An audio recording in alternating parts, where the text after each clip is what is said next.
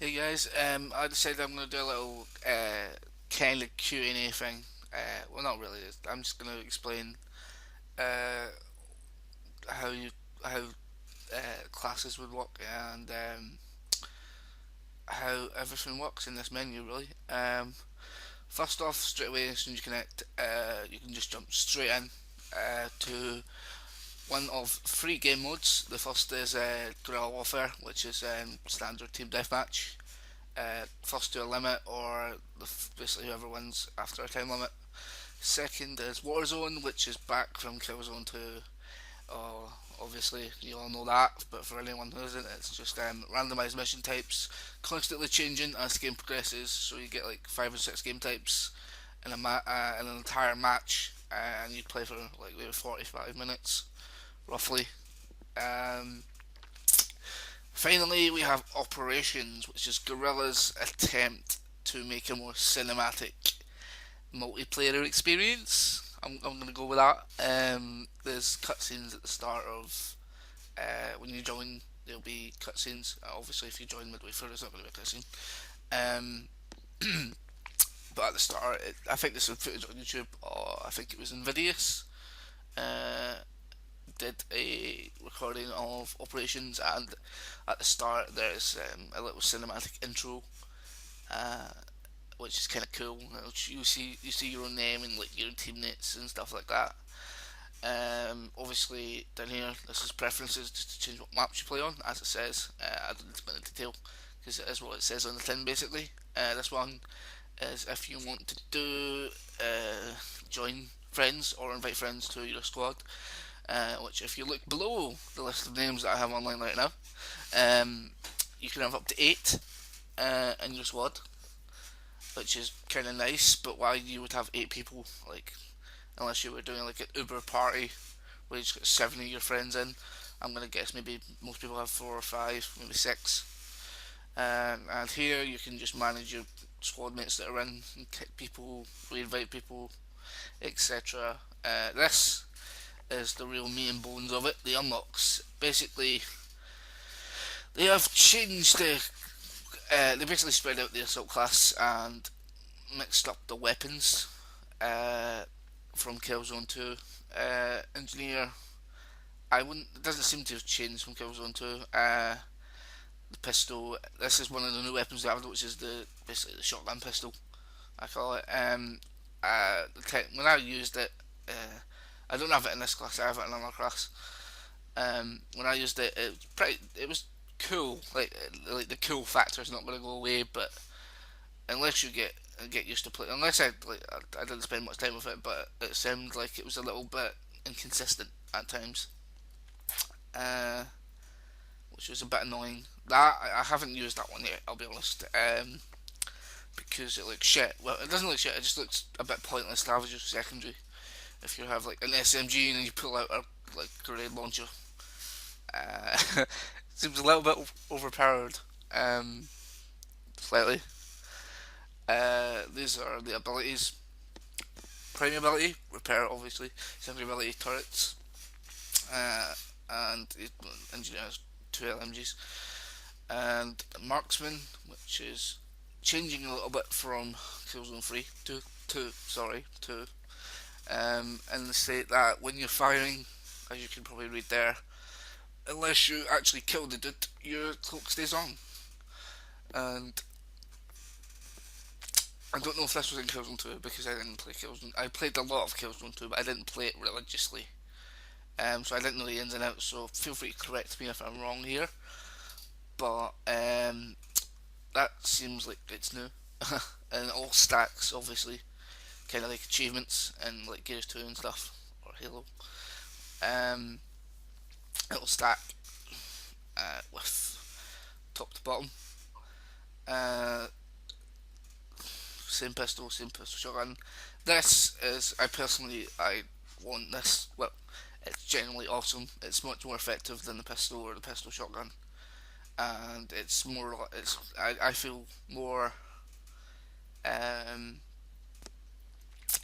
well, I call it a PP 2000, but I feel more comfortable using I know that I can kill people with rather than the pistol, which like, you kind of depending on how good you are with your aim, you're a little bit iffy at times. Tactician, everyone knows Tactician. Hasn't really changed apart from they gave him an RPG for some reason. I don't know why they gave the Tactician a rocket launcher. It seems like a really weird decision to roll with when the LMGs and the beta basically own everything. If you get in, if you're a plus member and you got in, um, basically ALMG is the way to go. It's just really effective. It has no downsides whatsoever. There's no downside on range, no downside on any recoil at all. The only reason I know this is because I'm actually a Sony beta tester, so I've been testing this for about 3 weeks now. So I can testify that the LMG, you're gonna, like, if you're just coming in, you're gonna see a lot of that, like literally every single match. Um, infiltrator, sorry, your basic saboteur class from Killzone 2. I should add, by the way, now that I've seen the style rifle, that both assault rifles now have artificial sights. If you remember, played Killzone 2, you remember the ISA rifle had artificial sights, whereas the Helgast was always iron sights. They're now both the same, which I am very thankful for because I liked the Helgast rifle, but I hated the fact that I always had iron sights to use, which kind of put me off using it quite a lot actually. Shot.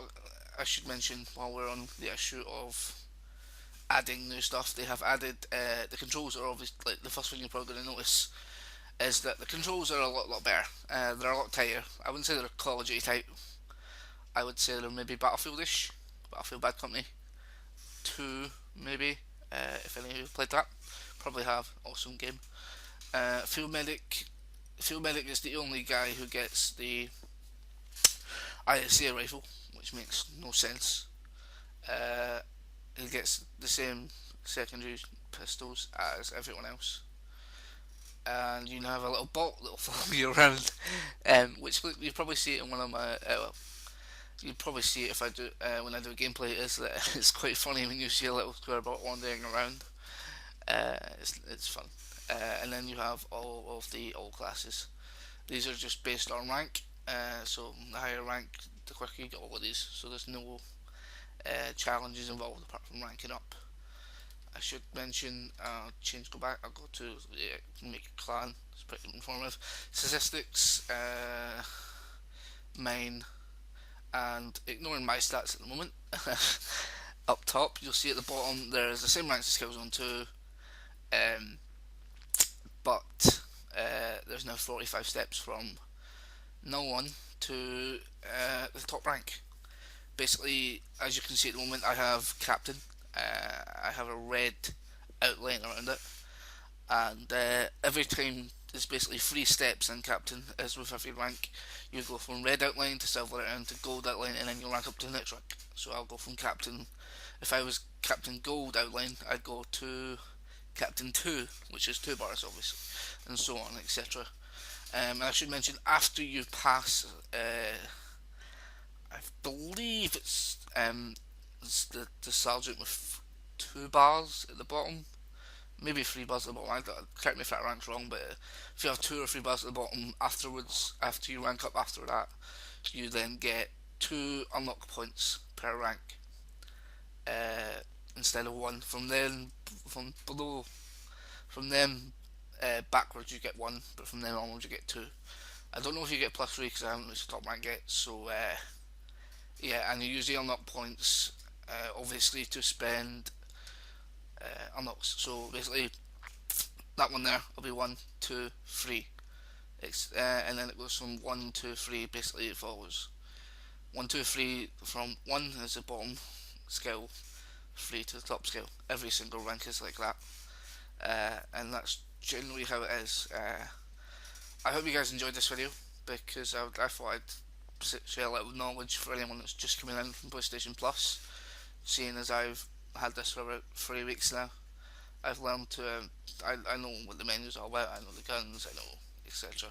Even though I don't have them all, but it's generally how it's going to play out. So I'll see you later. Bye.